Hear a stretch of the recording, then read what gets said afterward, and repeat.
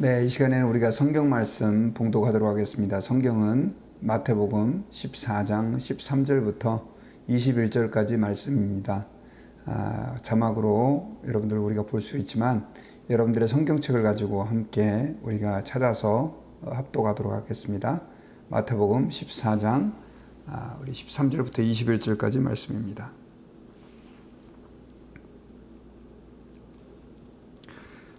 예수께서 들으시고 배를 타고 떠나사 따로 빈 들에 가시니 무리가 듣고 여러 고을로부터 걸어서 따라간지라.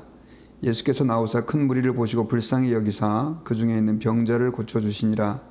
저녁이 되매 제자들이 나와 이르되 이곳은 빈 들이요 때도 이미 저물었으니 무리를 보내어 마을에 들어가 먹을 것을 사 먹게 하소서. 예수께서 이르시되 갈 것 없다. 너희가 먹을 것을 주라.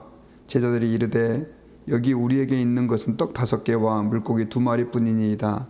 이르시되 그것을 내게 가져오라 하시고 무리를 명하여 잔디 위에 앉히시고 떡 5개와 물고기 2마리를 가지사 하늘을 우러러 축사하시고 떡을 떼어 제자들에게 주시매 제자들이 무리에게 주니 다 배불리 먹고 남은 조각을 12바구니에 차게 거두었으며 먹은 사람은 여자와 어린이 외에 5,000명이나 되었더라. 아멘. 우리 시간 말씀 듣기 전에 잠깐 우리 기도하겠습니다. 하나님 아버지 감사합니다.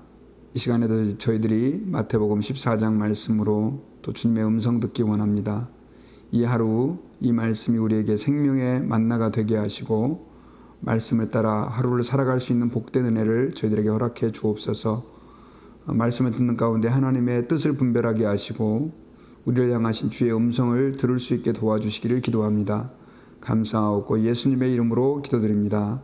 아멘.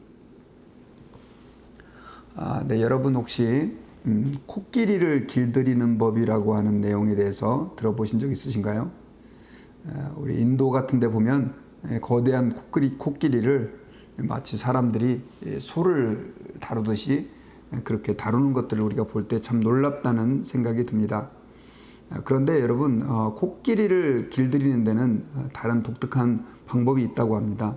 그게 바로 뭐냐면 코끼리가 아주 어렸을 때 그 코끼리 발에 족쇄를 매서 그걸 줄에다 묶어서 기둥에다가 이렇게 묶어 놓으면 처음엔 이 어린 코끼리가 그 밧줄과 족쇄에서 벗어나려고 발버둥을 친다고 합니다.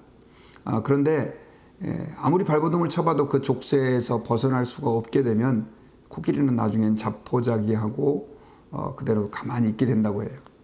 나중에 이제 족쇄를 풀어줬다가 또 얼마 안 있다가 다시 그 족쇄를 채우고 조금 더 컸을 때 더 튼튼한 줄에다 묶어 놓으면 코끼리가 또 그 족쇄에서 벗어나려고 발버둥을 치게 된다고 합니다.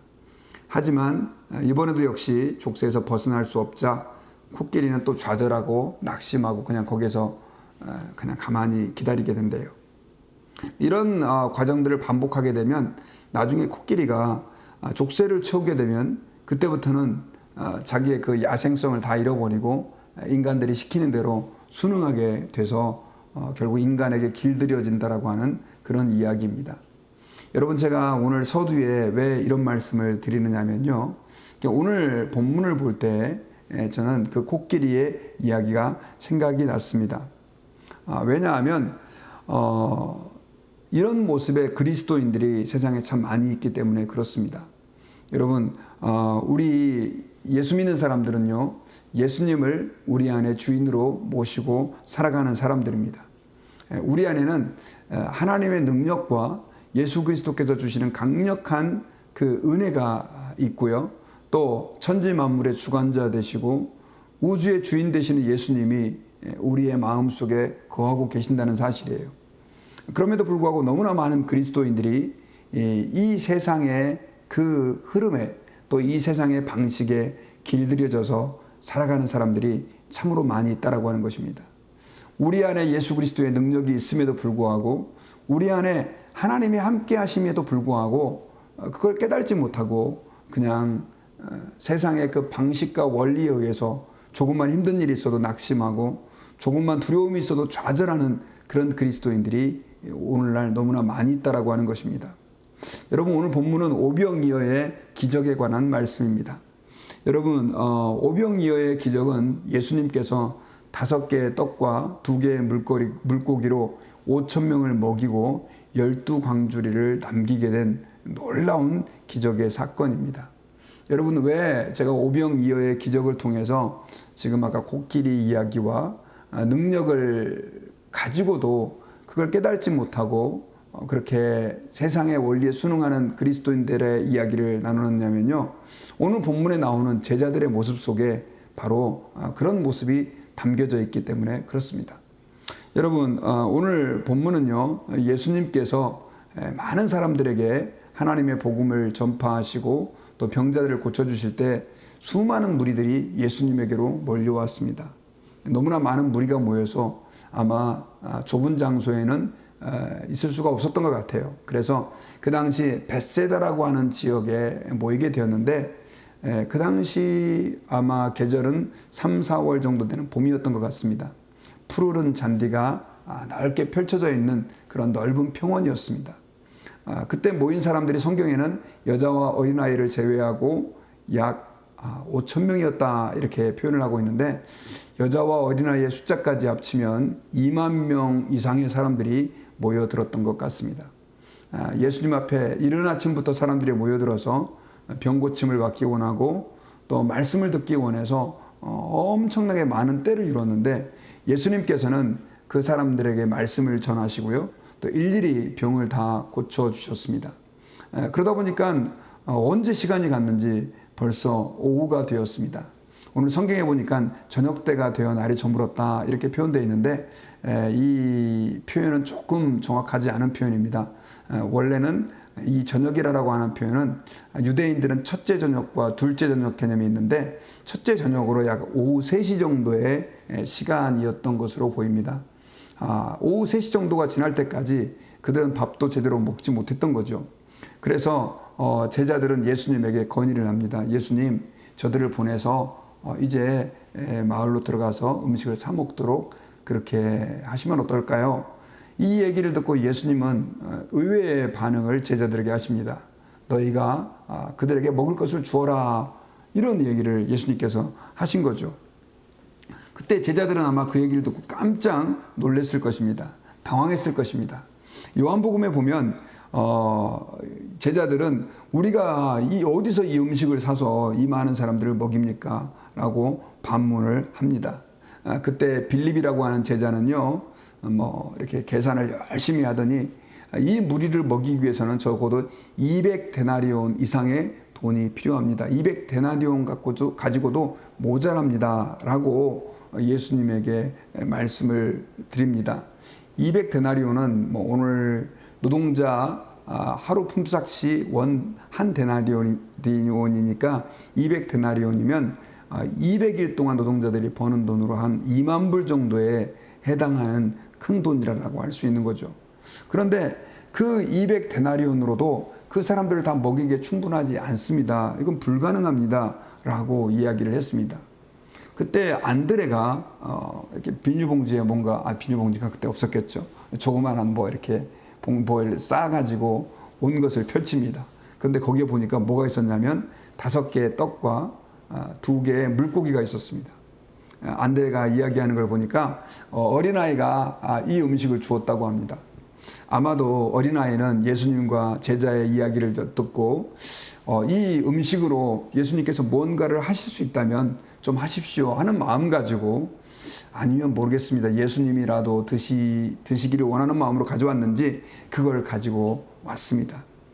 그때 예수님께서는 그 오병이어 그 떡과 물고기를 내게 가져오라, 생선을 가져오라 라고 명령하시고, 그리고 사람들을 50명씩 때를 지어 앉게 합니다. 그리고 나서 예수님께서 그 5개의 떡과 2개의 물고기를 가지고 하늘을 우러러보시고 하나님께 감사 기도를 드립니다. 그리고 그 떡과 생선을 나누시는데, 놀라운 일은 그 떡과 생선이 나누는데도 불구하고 줄지를 않는 것입니다. 그래서 오늘 성경에 보니까 그 떡과 생선을 5,000명, 그러니까 한 2만 명 정도의 사람들이 다 먹고 배부르게 먹고 12광주리를 남겼다라고 기록을 하고 있습니다. 자, 정말 놀라운 사건이죠. 이 사건 속에서 우리는 놀라운 사실들을 발견할 수 있어요. 예수님은 생명의 떡이 되시고 또 전능하신 분이시고 능치 못함이 없는 분이시고 우리가 이런 사실들을 발견할 수 있는데 여기서 우리가 더 중요한 사실을 한 가지 우리가 깨닫고 또 오늘 우리가 그 말씀으로 우리 하루를 살기 원해요. 이게 뭐냐면 예수님께서 제자들이 예수님에게 이 무리들을 보내서 음식을 사 먹도록 하시면 어떻겠습니까? 라고 물었을 때 너희가 그들에게 먹을 걸 줘라 이렇게 얘기를 하고 계신 거예요. 예수님이 아마 제자들이 돈이 없는 것을 모르시지는 않으셨을 것입니다. 그렇다면 왜 예수님께서 그런 말씀을 하셨을까요? 돈도 없는 거 아시면서도 왜 그들에게 200데나리온 이상의 그 먹을 것들을 공급하라고 말씀을 하셨을까요? 그것은 예수님께서 그들의 믿음을 테스트해 보시는 것이었습니다. 제자들이 얼마만큼 예수 그리스도의 능력을 믿고 신뢰하고 있는지를 예수님께서 알아보시는 것이었다라고 하는 것입니다. 그런데 여러분 아까 말씀에서도 우리가 봤지만 제자들은 예수님의 그 능력을 실감하지 못했습니다. 믿지 못했습니다. 그래서 자기들 생각대로 200데나리온의 그 돈으로도 부족합니다 라고 얘기를 했던 것입니다. 그들은 온 세상의 주인이신 예수님과 함께 있으면서도 예수님의 능력을 알지 못했던 것이죠. 마치 코끼리가 사람에 의해 길들여져서 그의 야생성과 힘을 다 잃어버린 것처럼 이 제자들은 전능하신 예수 그리스도의 그 능력을 예수님과 함께 있으면서도 그걸 봤으면서도 그것들을 갖다가 믿지 못하고 그저 여전히 세상적인 원리로 세상적인 방법대로 생각하고 있었던 것을 우리는 알 수가 있습니다. 여러분 예수님께서 이와 비슷한 얘기를 마태복음 8장에서도 하신 적이 있으십니다. 예수님이 제자들과 함께 배를 타고 갈릴리 바다를 건너가실 때인데 갑자기 풍랑이 일어났습니다. 제자들은 어부 출신이어서 어지간한 풍랑에는 꿈쩍도 하지 않았는데 그날 풍랑은 너무 심했습니다. 물이 다 배 안으로 쏟아져 들어옵니다. 그런데 예수님은 뭐 하시는가 봤더니 저 배 뒤쪽에서 주무시고 계신 거예요. 제자들이 처음에는 어떻게 해볼라 하다가 풍랑이 너무 세고 물이 너무나 많이 배 안으로 밀려와 바다에 빠져 죽을 위기에 처했었습니다. 그때 제자들이 예수님을 깨우면서 예수님 우리가 죽게 됐습니다. 우리를 돌아보지 않습니까? 라고 얘기를 했습니다. 그때 예수님께서 이러셔서 8장 26절에서 어찌하여 무서워하느냐 믿음이 작은 자들아 그들을 야단치시고 일어나가지고 풍랑과 바다를 잠잠케 하신 사건이 기록이 되어 있습니다. 여러분 예수님이 왜 그들에게 믿음이 적은 자들아 라고 말씀하셨을까요? 그 이유는 예수님이 함께 하시는데도 불구하고 예수님의 능력을 그들이 알고 있음에도 불구하고 그 풍랑 때문에 두려워했기 때문에 예수님은 그런 말씀을 하신 것입니다. 여러분 이러한 제자들의 모습은요 오늘날 현대를 살아가고 있는 우리 그리스도인들 안에서도 찾아볼 수가 있습니다. 많은 그리스도인들이 예수님을 나의 주님이라고 말합니다. 하나님이 나와 함께 하신다고 말합니다. 예수님이 내 안에 계신다고 합니다. 그분은 전능하시다라고 말합니다. 하지만 예수님의 능력을 믿지 못하는 사람들이 얼마나 많이 있는지 모릅니다. 주님이 우리를 지으신 분이요 우리의 과거와 현재와 미래를 아시는 분이요 내 기도에 응답하시는 분이시고 나를 도우시는 분이시고 나와 함께 하시는 분이라고 하는 것을 알면서도 이 세상의 방식에 너무 길들여져 있는 거예요. 그래서 조금만 문제가 생기면 거기서 낙심하고 좌절합니다. 내 방식대로 생각하는 거죠. 세상의 사람들처럼 아까 빌립처럼 계산기를 두드리는 것이죠. 길들여진 코끼리처럼 그냥 그 방식에 순응하는 것입니다. 여러분 그러나 그렇지 않습니다. 예수님을 믿는 우리에게는요 예수 그리스도의 능력도 우리와 함께 하고 있다라고 하는 것을 기억해야 합니다. 바울은 내게 능력 주시는 자 안에서 내가 모든 것을 할 수 있다라고 말을 했습니다. 여러분 우리의 능력은 굉장히 제한되어 있습니다. 우리는 연약합니다. 어떻게 말하면 별 볼 일 없는 존재들입니다. 우리가 할 수 있는 것은 아주 작습니다. 그러나 주님이 우리와 함께 하시고 주님의 능력이 우리와 함께 역사할 때 우리는 놀라운 일들을 해낼 수 있다는 거예요. 여러분 제가 군에 있을 때 수원 비행장에서 제가 공군으로 근무를 했었습니다. 그런데 지금 그때를 돌아보면 참 힘들었던 때가 뭐냐면 눈이 많이 내릴 때입니다. 그때도 이렇게 눈이 참 겨울에 많이 왔는데 눈이 오면 비상이 걸립니다. 새벽 2시고 3시고 나가서 눈을 치우게 되는데 놀라운 일은 눈이 내리고 있는데도 가서 눈을 치워야 된다는 거예요. 그래서 그 장병들이 다 동원이 돼가지고 특히 공군이니까 얼마나 넓은 곳이 많습니까? 메인 활주로를 제외하고도 뭐 비행기를 파킹하는 곳, 또 비행기를 유도하는 그 도로를 저희들이 다 치워야 되는데 정말 치울 눈들이 너무 어마어마합니다. 지금도 사실 눈 하면 그때 추억이 떠오르는데, 그런데 문제는 저희들이 뭐 삽 들고 또 눈 치우는 그 장비들 가지고 이렇게 해봐도 몇 시간을 해도 별로 표도 나지 않습니다. 자, 그런데요, 저희 그 부대에는요, 엄청나게 큰 그 제설 장비가 하나 있었는데, 그게 뭐냐면 옛날에 그 2차 대전 때 쓰던 그 미국 공군 그 비행기 있잖아요. 그 엔진을 따로, 이제 비행기가 이제 오래돼서 못 쓰니까 엔진만 따로 빼가지고 그걸 차로 만들었습니다. 그래가지고 그 엔진에서 나오는 그 열 있잖아요. 바람과 열을 가지고 그걸 갖다 바닥으로 내보내가지고 그걸로 이제 눈이 오는 그런 날 활주로에 이렇게 눈을 치우는데요. 여러분, 그건 놀라운 거는 그냥 아무리 눈이 많이 쌓여 있어도 그 한 번 지나가면 땅이 다 말라버린다라고 하는 것입니다. 정말 대단한. 제가 여러분들에게 왜 지금 이런 말씀을 나누느냐면요.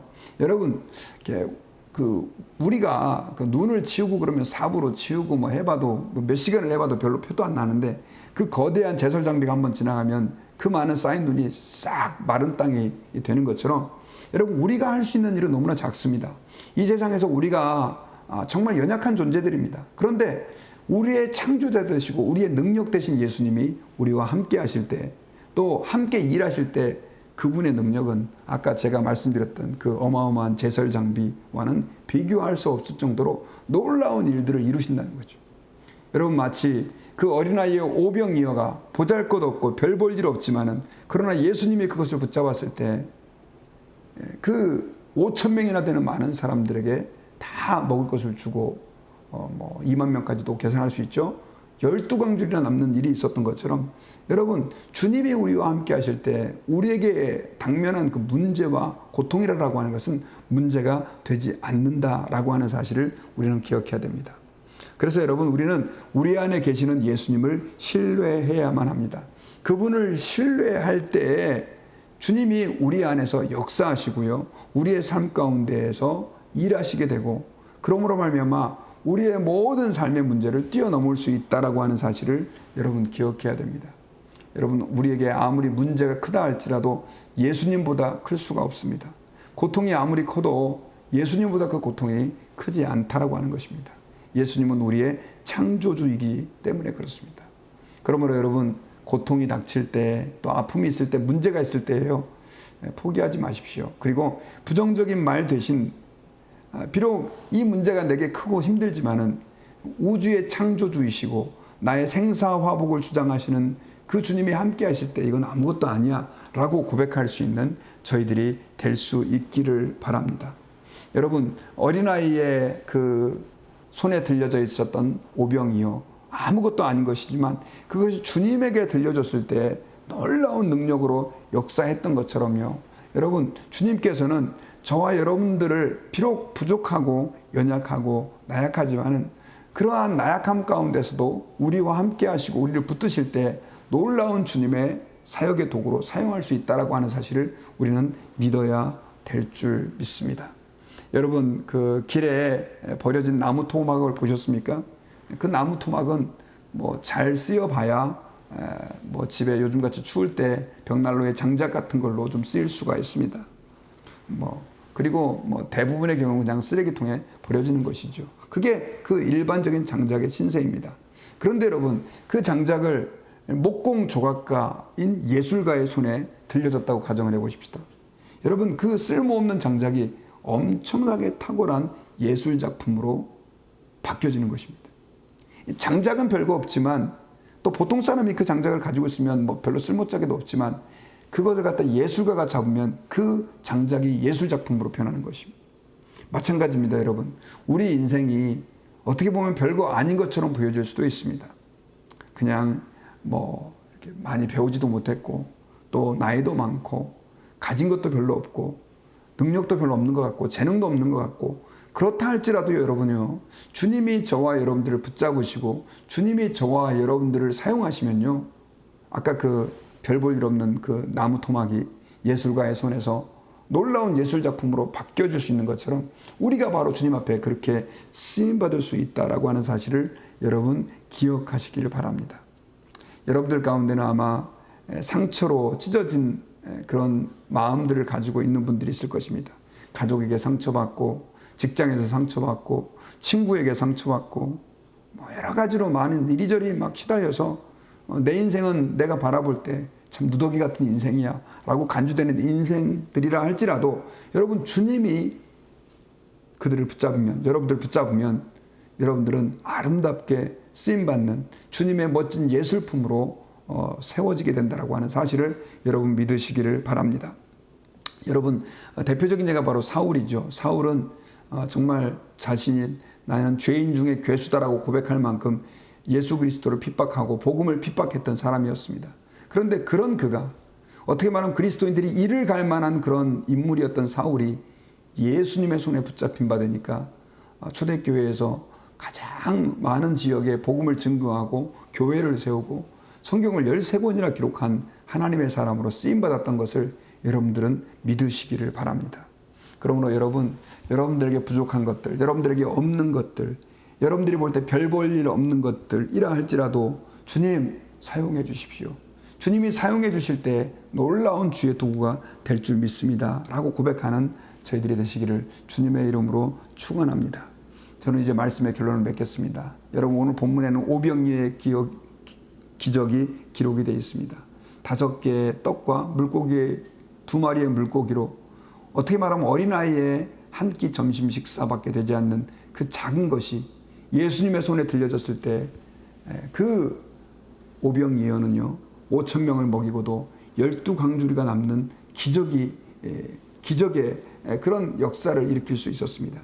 마찬가지입니다. 여러분 우리 삶 가운데 특별히 저와 여러분들의 인생이 보잘것이 없는 인생처럼 보여진다 할지라도 주님이 우리와 함께 하시고 우리가 주님의 손에 붙들려 있을 때 우리의 삶이 주님께 드려질 때 우리 인생은 아름답게 쓰임받게 되는 줄을 여러분 믿으시고 이 하루 소망 가운데에서 하루를 주님과 동행할 수 있기를 주의 이름으로 축원합니다. 기도하겠습니다. 하나님 아버지 감사합니다. 오늘 말씀을 통해서 비록 우리가 연약하고 어렵고 부족하지만은 주님이 우리와 함께 하시고 우리를 붙잡아 주실 때 얼마만큼 주님이 놀랍게 우리를 사용하시고 역사하실지를 오늘 오병이어의 기적을 통해서 깨달을 수 있도록 은혜를 베풀어 주심을 감사합니다. 그럼에도 불구하고 주님 제자들은 세상의 원리에 길들여져서 그 주님의 능력을 믿지 못했습니다. 아버지 하나님, 행여나 저희들에게도 이런 불신앙이 없기를 주님 간구합니다. 세상의 원리를 바라보고 안 된다고 말하기 전에 주님의 능력을 신뢰하고 주님 앞에서 주님이 하실 수 있습니다라고 고백하고 고통과 절망과 아픔 속에서도 낙심하지 않고 일어날 수 있는 저희들 모두가 되게 하여 주시옵소서. 감사와 찬양을 드리며 특별히 이 시간에 정전되어서 또 수도가 터져서 또 여러 가지로 추위에 떨면서 고통받고 있는 우리 성도들 또 이웃들이 있습니다. 그들을 불쌍히 여겨주시고 속히 하나님이 모든 어려움들이 다시 복구될 수 있도록 주님께서 역사하여 주시옵소서. 감사드리며 예수님의 이름으로 기도하옵나이다. 아멘.